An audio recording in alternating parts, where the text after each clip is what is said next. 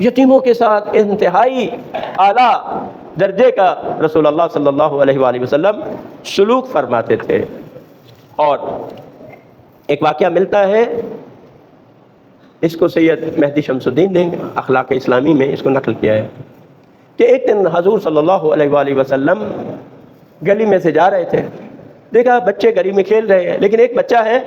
جو بالکل ایک کونے میں زمین پر بیٹھا ہوا ہے، بہت ہی افسردہ حالت میں ہے اور وہ بچوں کے ساتھ کھیل نہیں رہا۔ قربان جاؤں اس رحمت للعالمین کی عظمت پر، آپ اس بچے کے ساتھ زمین پر بیٹھ جاتے ہیں، خاک پر جو بچہ بیٹھا ہے حضور بھی اس کے ساتھ بیٹھ جاتے ہیں، اس سے پوچھتے ہیں بیٹے تمہیں کیا ہوا ہے، تم کیوں نہیں کھیلتے ہو، اس قدر تم پریشان کیوں ہو، غمگین کیوں ہو؟ کہا یا رسول اللہ میرا باپ رفاعہ انصاری تھے، جنگ احد میں شہید ہو گیا، میری ایک بہن تھی اس نے بھی شادی کر لی، میری ماں نے بھی دوسری شادی کر لی، اب میں دنیا میں تنہا ہوں۔ اور دوسرا اس زمانے میں یتیموں کے ساتھ بہت برا سلوک ہوتا تھا، یعنی معاشرہ یتیموں کو بڑی بری نگاہ سے دیکھتا تھا، کوئی اہمیت نہیں دیتا تھا، یعنی کہتے ہیں کہ اس معاشرے میں سب سے حقیر ترین اگر کوئی فرد ہوتا تھا تو وہ یتیم ہوتا تھا۔ اس لیے آپ دیکھیں کہ قرآن میں بار بار اور حضور صلی اللہ علیہ وآلہ وسلم نے بھی بار بار یتیموں کی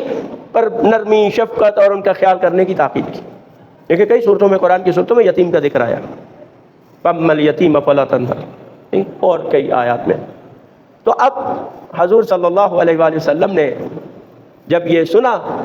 تو آپ کی آنکھوں سے آنسو جائے، یہ سن نرم دل تھے نا رسول خدا، ایک بچے کی اس کیفیت کو برداشت نہ کر سکے، یا رسول اللہ یہ بچے مجھے نہیں کھلاتے اور یہ کہتے ہیں کہ تم یتیم ہو، تمہارا باپ نہیں ہے۔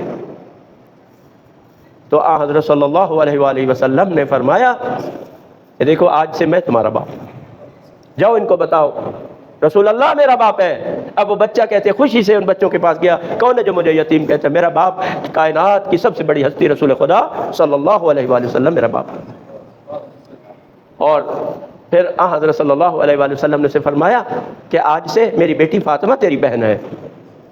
میں تیرا باپ ہوں۔ آپ اس کو لے کے گھر لے گئے اس یتیم بچے کو، اور بی بی سے فرمایا کہ یہ آپ کا بھائی ہے، اس کا خیال رکھے۔ بی بی نے کیا کیا؟ وہ اس کو نہلایا دھلایا اور اس کو صاف ستھرے کپڑے پہنائے، اور اس کے بعد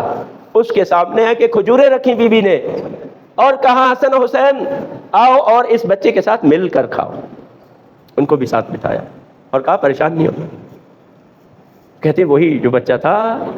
جب حضور صلی اللہ علیہ وآلہ وسلم کی رحلت ہوئی تو وہ بہت زیادہ دھاڑے مار کے رو رہا تھا اور یہ کہہ رہا تھا لوگوں میں آج یتیم ہو گیا، میں آج یتیم ہوا، اس سے پہلے یتیم۔ تو یہ رسول صلی اللہ علیہ وآلہ وسلم کی یتیم نوازی، یہ ان کی سیرت کا وہ درخشاں پہلو ہے۔ اور پھر کہتے ایک دن ایک یتیم آیا حضور کی بارگاہ میں، کہنے لگا یا رسول اللہ میں درماندہ ہوں، یتیم ہوں، اور میری ایک بہن ہے وہ بھی یتیمہ ہے اور اس کا شوہر نہیں ہے، میری ماں ہے وہ نادار ہے، اس کا کوئی سہارا نہیں ہے۔ یعنی اس طرح سے اس نے خوبصورت انداز سے بات کی۔ رسول خدا نے فرمایا بچے کتنی خوبصورت انداز سے تم بات کرتے ہو، تیری آواز کتنی دل نشین ہے۔ یہ بھی اس کی حوصلہ افزائی تھی، رسول اللہ اس کو اس انداز سے خطاب فرما رہے تھے۔ اور اس کے بعد بلال کو بھیجا کہ بلال جاؤ اور میرے گھر سے جو بھی چیز آپ کو ملتی ہے کھانے کی وہ لے آؤ۔ کہتے بلال گئے حضور پاک کے حجروں میں تو 21 کھجوریں ملی صرف، یعنی گھروں سے مختلف اکٹھی کی اس نے، حضور پاک کے گھر سے 21 کھجوریں ملی۔ آپ نے 7 کھجوریں اس بچے کو دی، کہو یہ کھاؤ اور باقی اپنی ماں اور بہن کے لیے لے جاؤ۔ اور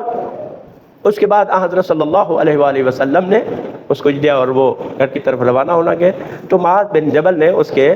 سر پر جو ہے وہ دست شفقت پھیرا۔ حضرت نے فرمایا معاذ یہ جو تو نے عمل کیا ہے، ایک یتیم کے ساتھ تو نے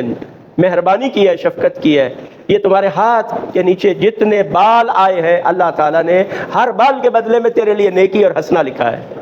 ہر بال کے بدلے میں تیرے گناہ کو معاف کیا ہے، ہر بال کے بدلے میں تیرے درجات کو بلند کیا ہے۔ تو یہ سبق بھی ہے، درس بھی ہے ہم سب کے لیے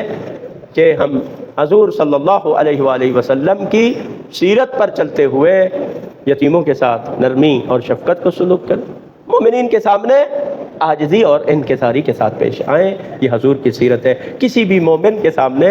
ہم کسی غریب کے سامنے غرور اور تکبر سے پیش نہ آئیں۔